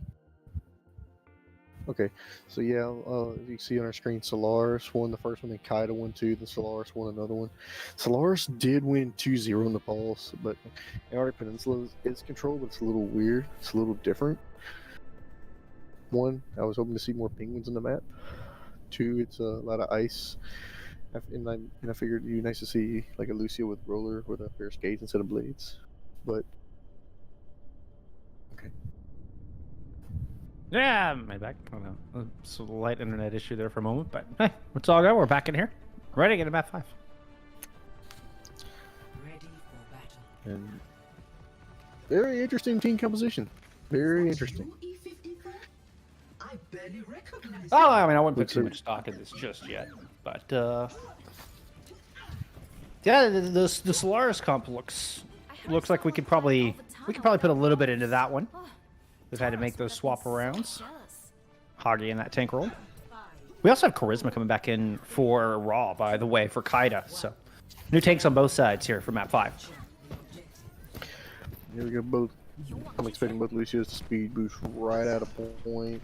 And maybe speed boost right into each other, and then like a brawl / poke attack. Let's see who's going to come out of this ahead. Yeah, Pyro is here sticking with the Sojourn. So kind of going back to this route, and we've got a lot of space. Of course, Charisma needs to be very careful. Ooh, it's an energy javelin flies off the high ground. Zyref goes down. What a beautiful shot from Hoggy there. Moving it into the tank roll and already making a big impact. Open things up big for Spark to find those first pair of kills. 3K on the board for Spark. And Spark and Zyref are close to no charge, but Spark getting those picks, which is needed. And now we have the mirror. Well, not quite mirror match, but Pyro still on the Sojourn. But Sojourn, as we saw the last map, is very, very powerful. Very, very good DPS. Just a charge railgun shot can turn a fight instantaneously. Yeah, we did get Charisma making that swap, of course. So we saw the javelin hit Huggy straight in the gut.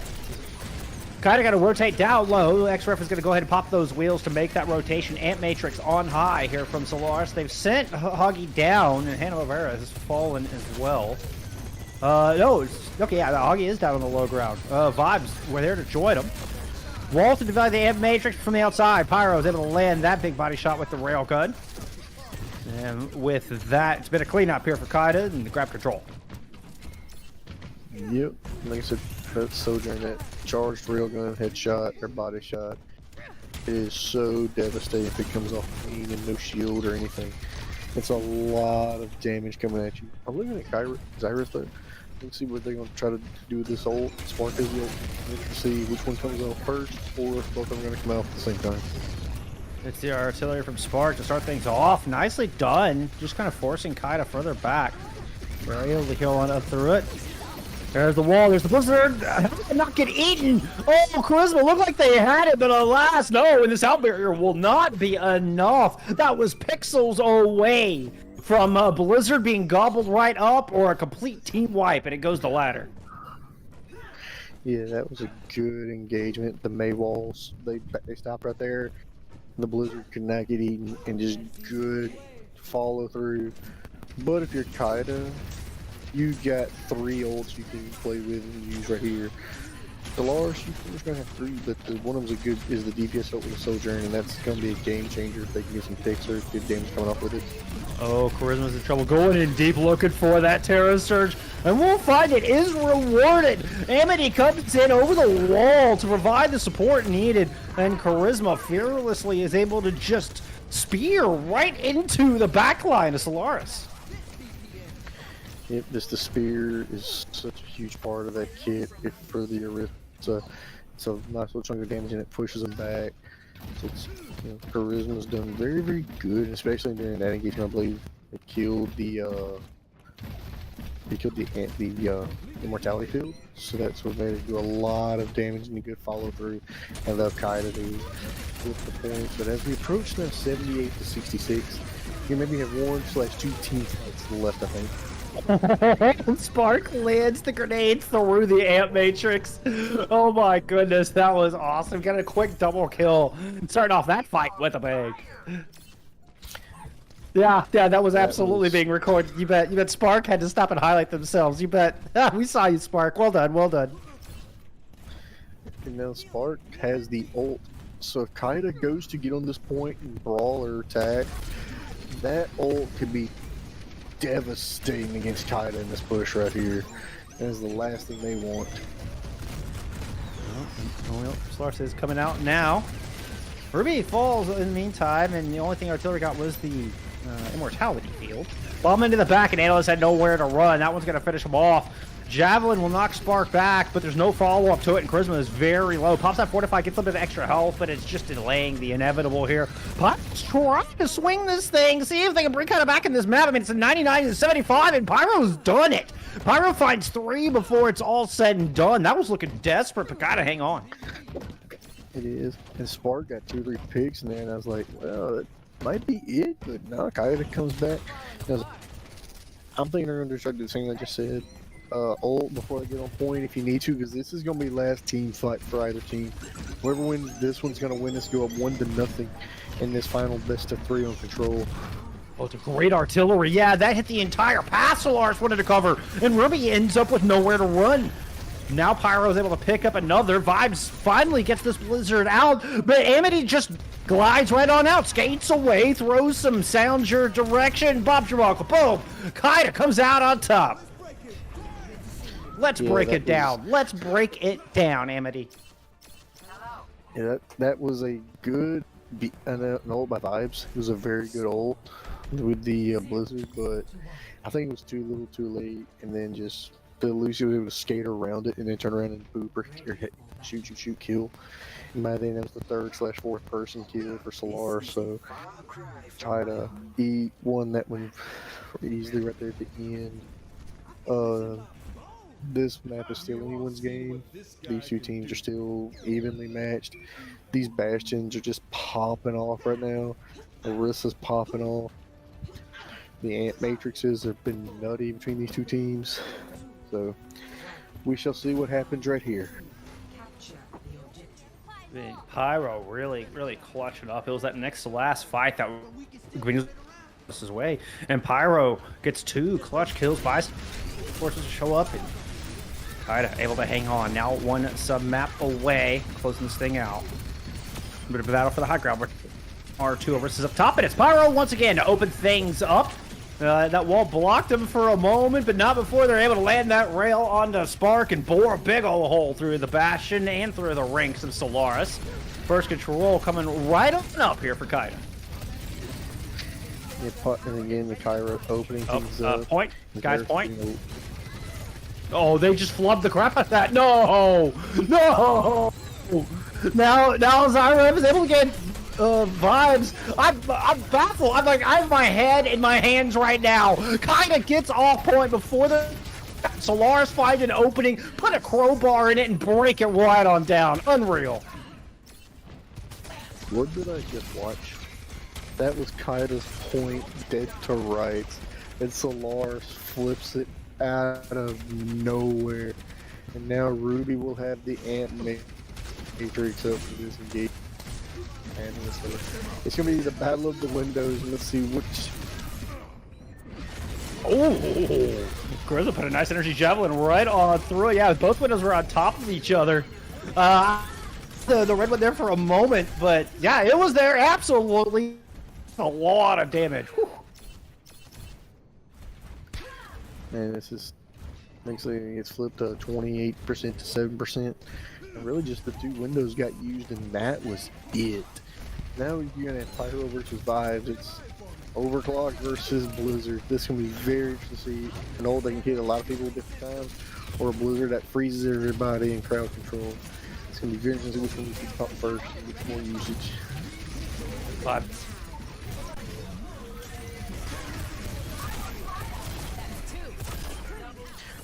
So it looks like, oh, that's a huge, is that almost a team wipe? No, Vibes is still up, and Vibes does go down, but that's a team wipe very last second. As Kaida will get that, and as they continue to add to their lead at 40%, they're 60% from winning this series overall 3-2. Did have to use a couple of ults right there, but they do have the beat drop, and they do have the new Bastion versus a beat drop and a Bastion ult as well with the side of Solaris. So both teams are even matched when it comes to ults right now, and the team compositions are almost identical. Looks like they're still trying to battle it out. I think these Orissas are trying to increase their dominance and try to make some space for their teams. But for Kaida, they can draw this out as much as they can. By the time this is over, it can be well over for them. Kind of have been able to hold on through this. I mean, it looks like some invested pretty heavily in that fight too. I saw the sound barrier fading right as I got back in here. I mean, I come back in and this is looking like gravy street, like all good here for Kaida. It's all good for Kaida, and looks like this is going to be the last team fight left engagement. If Solaris wants to try to cap it, try to flip this point over, but losing your tank is not what you need for this engagement. Yeah, they're not even gonna make it to the objective. This one is done in dust. Oops, somebody did make it onto the touch, but Pyro has been an absolute hero of this map. That is kill number 16 in a row. We saw the 15 kill streak pop up just a moment ago. Pyro, MVP of map 5 for sure, perhaps of the whole darn thing. Man, what a series it was, though. Going down to the wire all the way to map 5. Kaida, big congratulations. They'll move up to 2-1 here in season 12. And Solaris, even though they're 1 and 2, they literally could have won this just as easily. And then you see the good Bastion plays come out. It was great. Yeah. Overall, both teams played well, and either for the mid-season tourney or or another season or second season tourney, don't be surprised if they face each other again. If these two teams are evenly matched, I would not be surprised if they had a rematch down the road, maybe in a big playoff spot or big playoff match. I mean, and a reminder, Solaris didn't get to play with their starting tank there in map 5. Move some musical and move some DPS and put things around, and this match was that kind of close. So I mean, that was, you know, act of God, hurricanes and stuff going on. Unfortunate. Hope Beep is okay. I would love to see, like, with Solaris full strength, all focus, you know, in the right direction without hurricanes going on outside. Does this match still go this same direction? I mean, it feels like it was super close, and Solaris wasn't even at full strength when it came to that final map. It wasn't, but that's why, like I said, when you're building a team, building an org, you got to have players with deep hero pools that can play a wide variety. So whenever they get and forced to swap roles, they can adjust quite easily versus a one trick or like a tank only or DPS only or support only. It's true. It's true. I mean, especially with a meta in flux, being able to have a wide hero pool and be able to stay versatile, will win you a lot of games. I mean, that's what'll win championships, and that's what keeps the greats on top. So, and that was certainly on display here today. I mean, we saw a variety of compositions coming out of Kaida, and they looked excellent on pretty much all of them. So, well done. But that is gonna do it for us here today. Thank y'all so much for hanging out with us. Kazakh, thank on ops today, and then Headrammer on producing. Thank you to them. And then you had big myself here in the booth. It's time to say goodnight, though. Appreciate y'all. We'll see you next time. More CGL. Bye, friends. Stay safe and make good decisions.